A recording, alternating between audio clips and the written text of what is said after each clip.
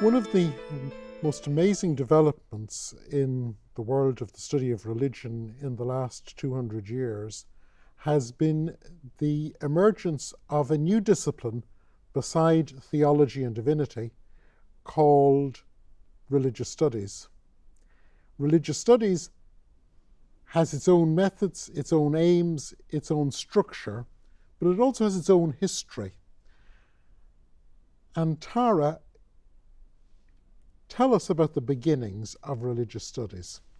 Okay, so religious studies has some unusual beginnings, really. I think we could probably argue that the idea of studying religion in itself as a thing to study is surely starts quite early. Even Spinoza, we could say, is the beginning of sort of an awareness of religion being a topic, a subject that should be dissected and thought about in a certain kind of way. But the way I like to think about the beginning of religious studies as a historical event is through the language of love affairs, because largely it is these thinkers who began to work around a topic in this way, in the way that we look at in religious studies. They were experiencing a kind of a rapture. Okay. They were enraptured. I have to say, this is a new way of looking at it, right? Okay. I think that this will be fair. Okay, so the first love affair, I would say, is with human reason. Of course, we might refer to the Enlightenment as a kind of posture that people adopt, but the love affair of the human reason, we see this in the language of Tom Paine and other thinkers about the idea of religion being challenged over and against reason. The idea of religion being something that should be analyzed in the same way that we think through other problems of what's happening.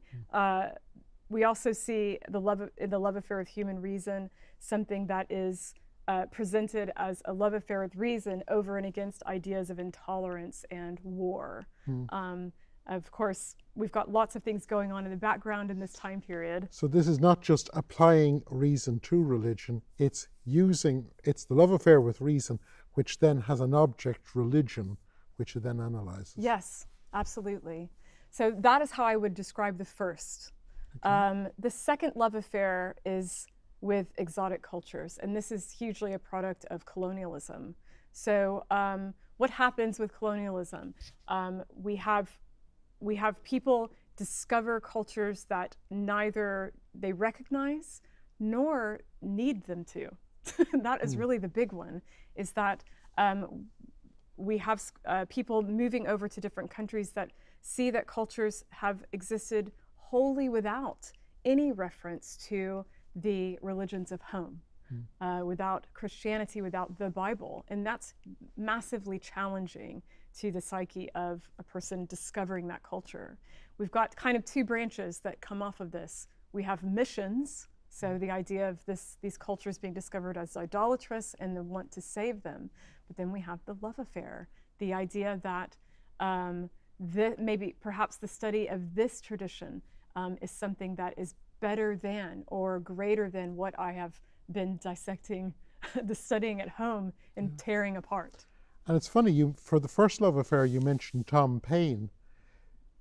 Exactly contemporaneously with Tom Paine is Captain James Cook and his voyages in the Pacific. And it's fascinating how every time he arrives at an island, one of the objects he wants to describe, obviously he wants to describe the geography, whether there's water there and all that. He describes the religion, and religion is this exotic thing. And he just assumes every tribe has it, every island has it. And he tries to, it becomes one more bit of the strangeness of these peoples that he's got to write down and annotate. Yes, absolutely. The third love affair has to be with the historical method and specifically biblical criticism. A lot of people are surprised when they learn the role that biblical criticism as an emerging practice, as an emerging discipline, played in the essentially secular study of religion. But it's huge. Once history begins to be the litmus test to test all stories that are happening in the Bible for what is deemed as truth. The tides shift and they never come back. We have, and we have never come back from that truly, because if you Google, if you go into your web search and you simply type historical evidence for, every single hit that is common, that is massive, is related to the Bible or to religion. Yeah.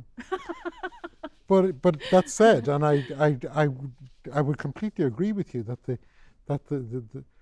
search for the development of historical method in relation to the Bible is crucial to the development of religious studies.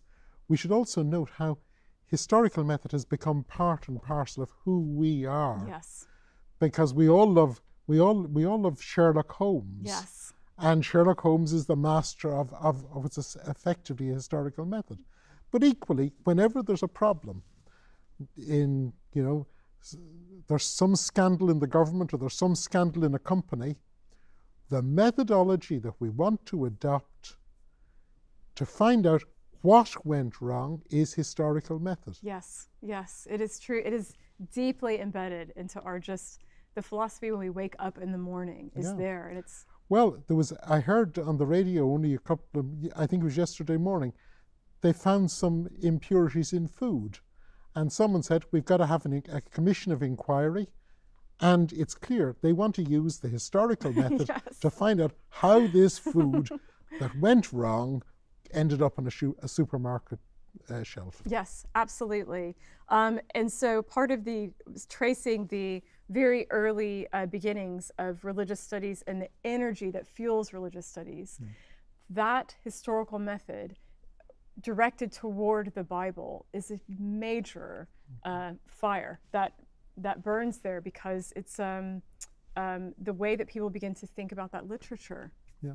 And for the first love, we've a patron saint in Tom Paine. Yes. I've suggested that for the second love, we have a patron saint in Captain Cook. Who's the hero of the third love? Oh, gosh. I imagine the third love, we'd have several biblical scholars go to war, German ones specifically, for that title. Often I look back at Schleiermacher, I look back at early thinkers in this way, because they are still referred to people that have staying power. Yeah. Who would you say? Well, I quoted Schleiermacher in exactly this context in a lecture yesterday morning, but I was going to go for someone a bit more, I was going to say Wellhausen. Well, Wellhausen would be a classic one for sure. Because he takes stories and he just takes them asunder. Yes. But he's also going out there and he's looking at archaeology, he's looking at manuscripts. Hey, I just like the guy. Yeah. Our fourth love affair is with the social sciences. So the social sciences as a collection, they emerge. It feels when you're looking at the history of the academy, the social sciences seem to emerge out of nothingness almost, all within 40 years of each other. Everything that we categorize as social sciences that we know so well, they all come together and emerge in, you see them happen in the late 19th century, and suddenly they are whole houses of thought. And this language of love affair works in the sense that there is a gaping wound in some of the intellectuals that are studying religion, and they find something to fill it. They find that anthropology is a framework to fill that loss of a sort of theological vision of what religion is. We see the same with linguistics and economics. Would you see that in something like Fraser's Golden Bough? Yes, absolutely. And we see it in Max Weber, and we see it in Edward Tyler in his anthropological studies. He's very early on, they're almost giving sermons that are eviscerating to their previous scholars of the mistakes they were making and the assumptions they were making with categorizing and defining religion. We currently in religious studies now, because those are love affairs, and meaning that they sometimes had blind spots, as you do. Yeah, okay, right. we both learn from them, but also attempt to correct the mistakes that they had made.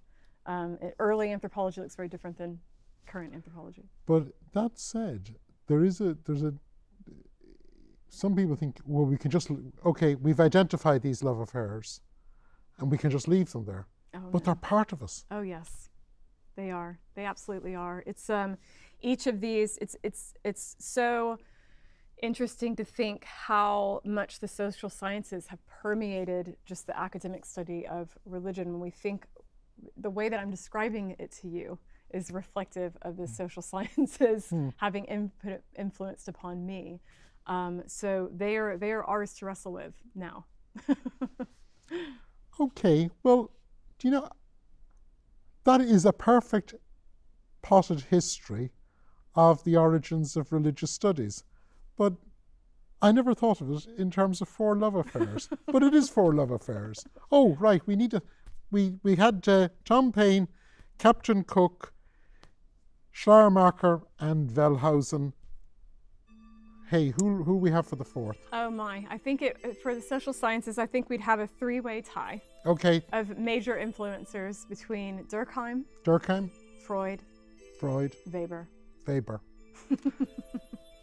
Tara, thank you very much.